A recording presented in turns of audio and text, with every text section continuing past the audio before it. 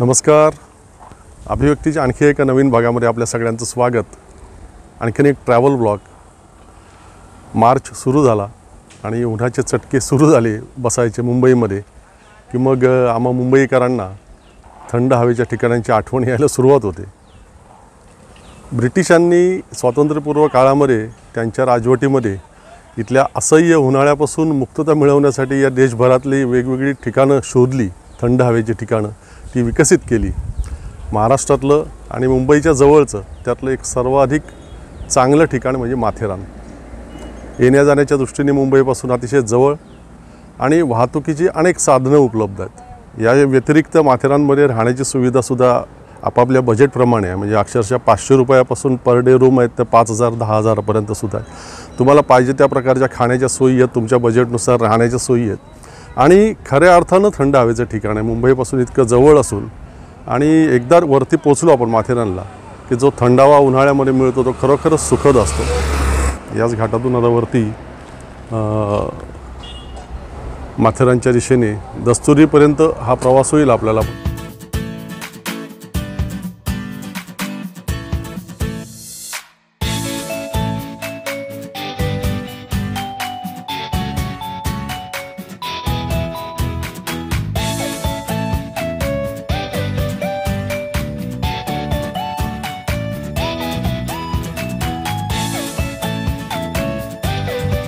हा दस्तुरी नाका घाट चढून आपण वरती आलो की मग इथपर्यंत गाड्या येतात. इथे खाली पार्किंग आहे.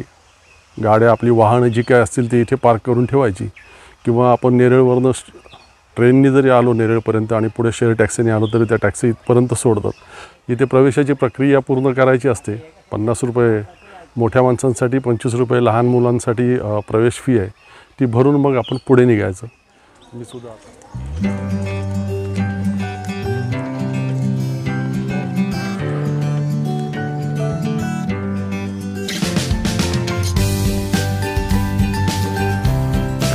मिनी ट्रेन नेरळवरनं नाही चालू. अमन लॉस ते माथेरान अमन लॉस ते माथेरान चालू आहे.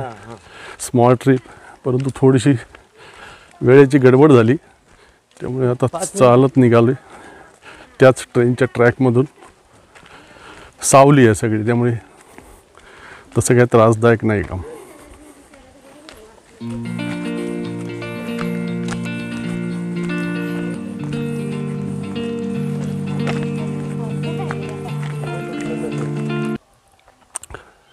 हा आनंद कधी घेणार?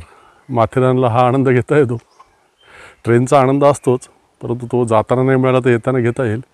परंतु त्या मिनी ट्रेनच्या ट्रॅकमधून गर्द झाडीने वेढलेल्या या ट्रॅकमधून सावलीमधून चालत चालत जाण्याचा हा आनंद आहे तोच आता घेतो आहे.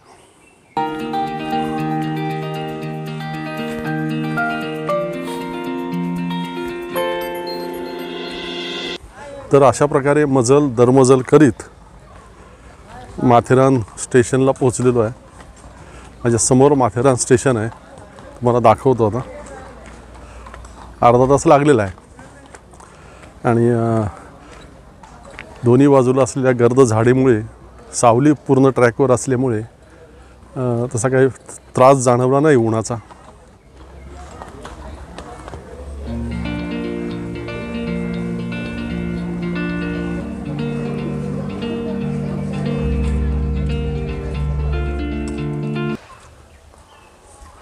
ही हॉटेल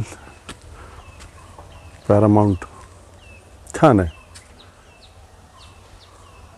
कमी किमतीमध्ये म्हणजे मुलं असतील तरी खेळण्यासाठी आहे. प्रिमायसेससाठीच आहे. मोठं आहे आणि स्विमिंग पूल आहे. बऱ्यापैकी आहे. म्हणजे अगदी लहानही नाही आणि फार मोठाही नाही परंतु बऱ्यापैकी आहे आणि सुंदर बांधणी. सुंदर माथेरानची जी वैशिष्ट्यपूर्ण प्रकारची बांधणी असते हॉटेलांची तशाच पद्धतीचं आहे आणि छान आहे. मी मागेसुद्धा इथे राहिलो होतो. मला आवडलेलं होतं हॉटेल. मुख्य म्हणजे आपल्या बजेटमधले किमान गरजा सगळ्या आपल्या भागतात. जेवण खावण सगळं इथे आहे आणि प्रशस्त आहे. माझी रूम तुम्हाला दाखवतो मी. माकडांचा मोठा त्रास असतो माथेरानला. माकडांची संख्या प्रचंड आहे, त्यामुळे ती जरा काळजी घ्यायला लागते. आपल्या चीज वस्तू सगळ्या ही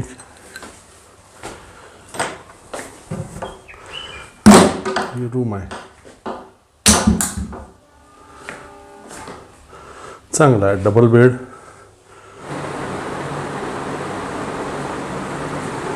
टीव्ही आहे, AC आहे, फॅन आहे, उत्तम आहे. म्हणजे राहण्यासाठी जे जे काही लागतं ते सगळं व्यवस्थित आहे. बाथरूमही प्रशस्त आहे, चांगलं.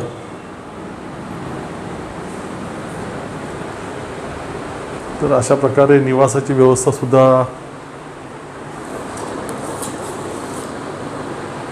झालेली आहे. आणि आता अर्थातच माथेरान दर्शनाला बाहेर पडायचे. थोडा रिलॅक्स होतो, विश्रांती घेतो जरा, आणि मग माथेरान भ्रमंती. तुम्ही अर्थातच सोबत असाल. भेटूया.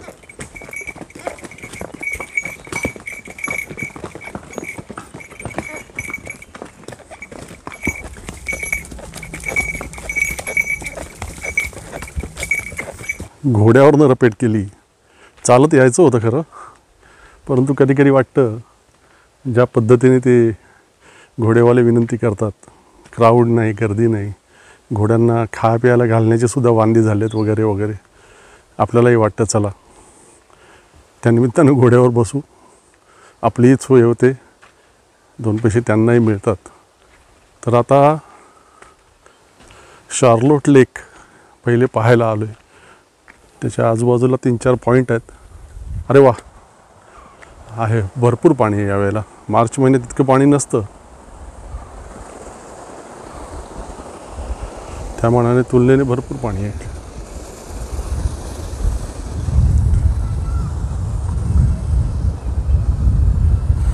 हिरवाई मस्त सगळ्या बाजूनी. आणि हा शार्लोट लेक माथेरानला पाणी पुरवठा करणारा हा एकमेव, म्हणजे माथेरानकरांना पिण्याच्या पाण्याचं एकमेव साधन म्हणजे हा शार्लोट लेक. अतिशय सुंदर वाटते ते.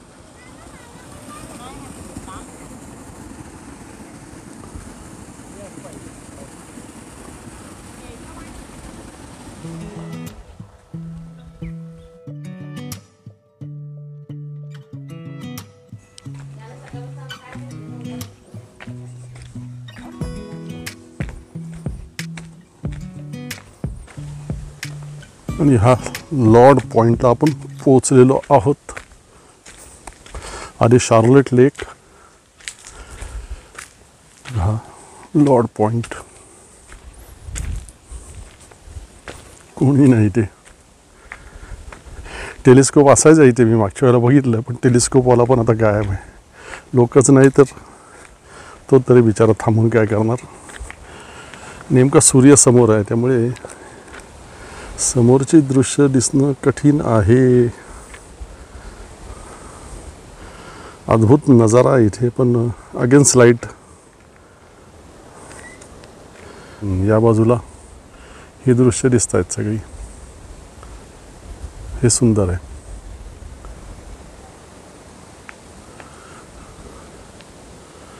गर्द वनराई बाकी मस्त छान वाटतं, नेत्रसुखद पाहायला. सगळे हिरवगार, अद्भुत आहे ना. पण हे दऱ्याखोऱ्या पाहायला, आणि हे हिरवगार सगळे जंगल, खोल खोल दऱ्या, पक्ष्यांचे आवाज, फारच छान वाटतं, मस्त. इंग्रजांनी ज्या काही चांगल्या गोष्टी केल्या देशामध्ये, त्या मान्य केल्याच पाहिजेत आणि आपण त्यांचं कौतुक केलंच पाहिजे. ही जी काही थंड हवेची ठिकाणं त्यांनी, भले त्यांच्या सोयीसाठी, त्यांना इथला या देशातला उकाडा असह्य व्हायचा आणि त्यातून सुटका करण्यासाठी होण्यासाठी त्यांनी ही ठिकाणं शोधली. माथेरान असेल किंवा राज्यातली आणि देशातली अनेक हिल स्टेशन्स, ही इंग्रजांनी शोधून काढली आणि ती विकसित केली आणि त्यांचा लाभ आपण अजूनही घेतो आहे. म्हणजे स्वातंत्र्यप्राप्तीनंतर आपण विकसित केलेली हिल स्टेशन कुठली असा जर प्रश्न विचारला तर डोकं खाजवावं लागेल बराच वेळ उत्तर शोधायला. तर जे चांगलं त्यांनी केलं त्याला चांगलं म्हटलंच पाहिजे. असो, तो आपला विषय नाही का. पुढच्या पॉईंटच्या दिशेने जाऊ. हे माथेरानचं ग्रामदैवत श्री पिसारनाथ मंदिर. जाऊया आपण मंदिराचं पण दर्शन घेऊया.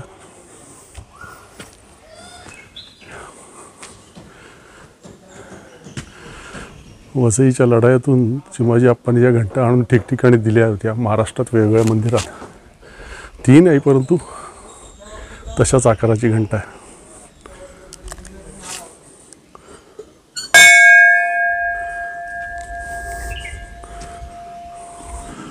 कोणी नाही मंदिरात.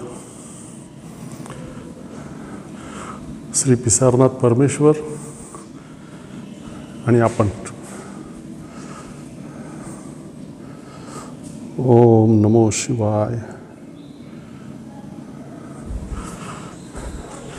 अशा ठिकाणी मंदिर असणं किती छान आहे. हे सगळं आजूबाजूला जंगल, दऱ्याखोऱ्या, शांतता. फारच छान. लॉर्ड पॉईंट झाला, शार्लेट पॉईंट झाला, तर सिलिया पॉईंट आहे जवळच. पाहूया.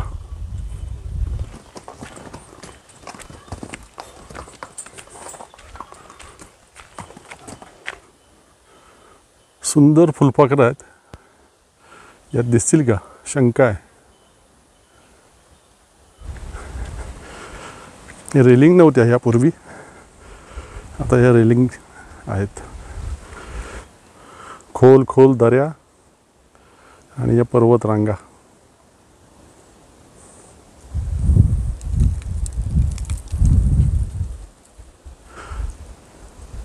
घोंगावणारा वाऱ्याचा आवाज येतो एकदम.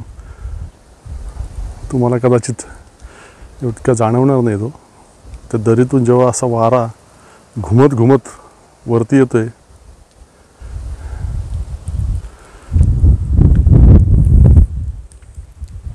आहा, अतिशय सुंदर.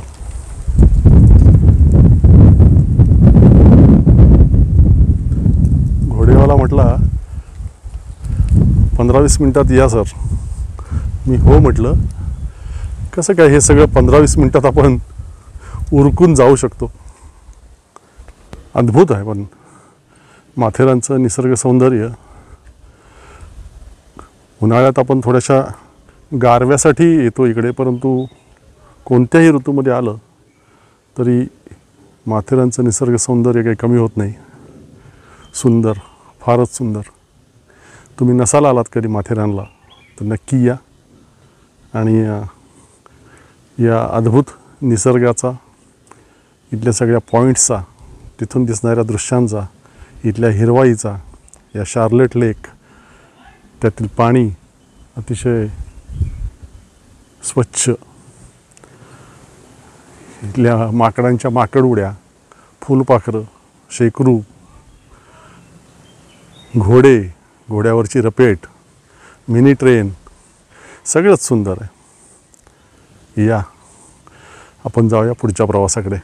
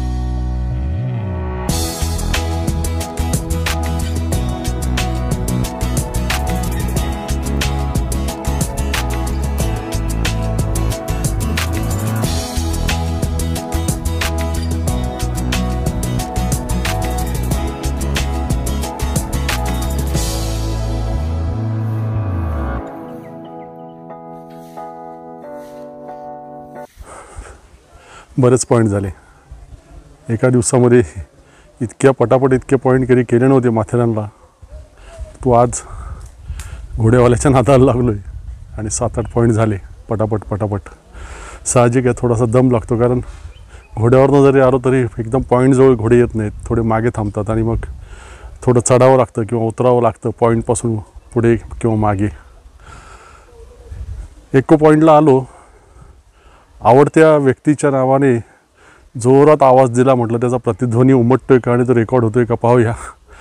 परंतु दुर्दैवाने तसा काही प्रतिध्वनी उमटला नाही. बरेच लोक प्रयत्न करत आहेत. कोणाचा आवाज घुमतो, एक्को होतो, कोणाचा नाही होत आहे. ते सुद्धा काही टेक्निक असेल किंवा निसर्गाच्या वातावरणावरती किंवा हवेच्या दाबावरती वगैरे काहीतरी अवलंबून असेल तिथे.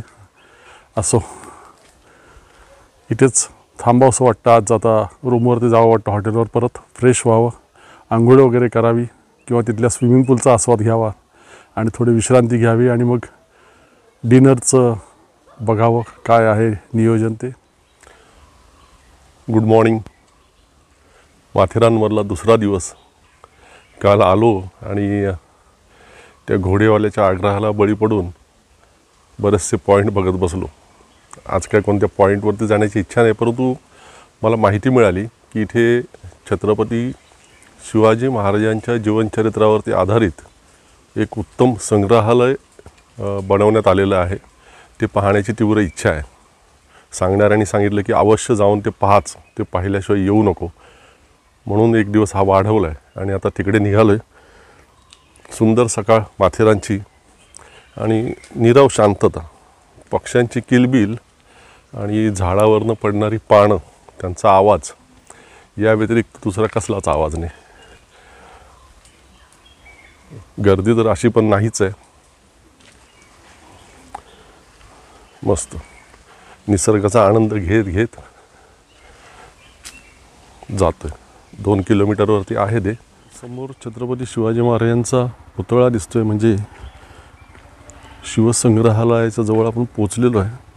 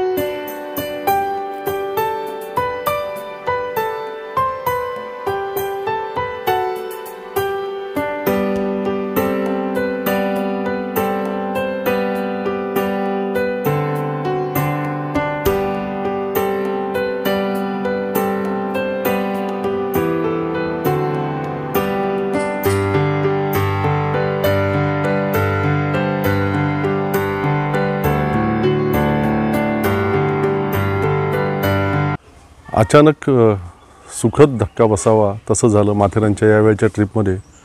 अकस्मात हे अतिशय भव्य दिव्य असं पाहायला मिळालं.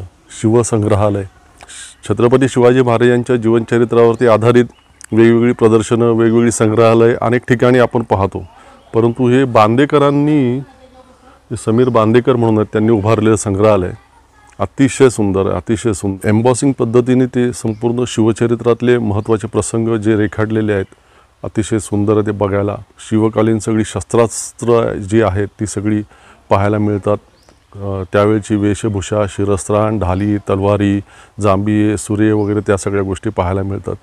महाराजांची हस्तलिखितं, महाराजांनी वेगवेगळी पाठवलेली पत्र, त्याच्या प्रती इथे पाहायला मिळतात.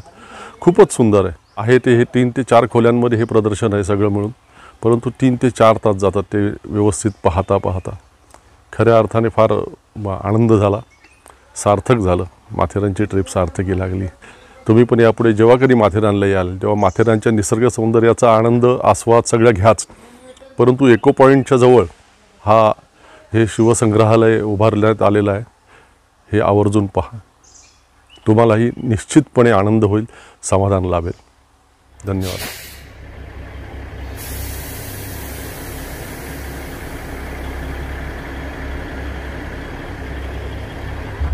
माथेरानला येताना थोडीशी चुकामुक झाली. अमोन लॉजपासून आणि मिनी ट्रेन हुकली. मग त्याच मिनी ट्रेनच्या ट्रॅकमधून चालत वरती आलो. जाताना मात्र आता ती वेळ साधलेली आहे आणि माथेरान ते अमोन लॉज असा प्रवास या गाडीतून आता करणार आहे आणि त्याची गंमत तुम्हाला दाखवण्याचा प्रयत्न करीन.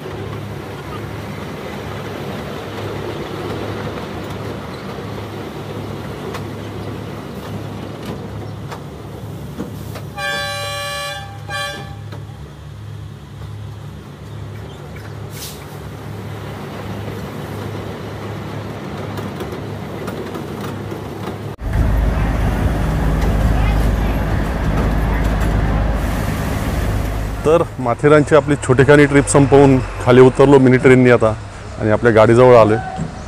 या भागाची समाप्ती इथेच करूया. एपिसोड आवडले तर नक्की लाईक करा, शेअर करा, चॅनल सबस्क्राईब करा.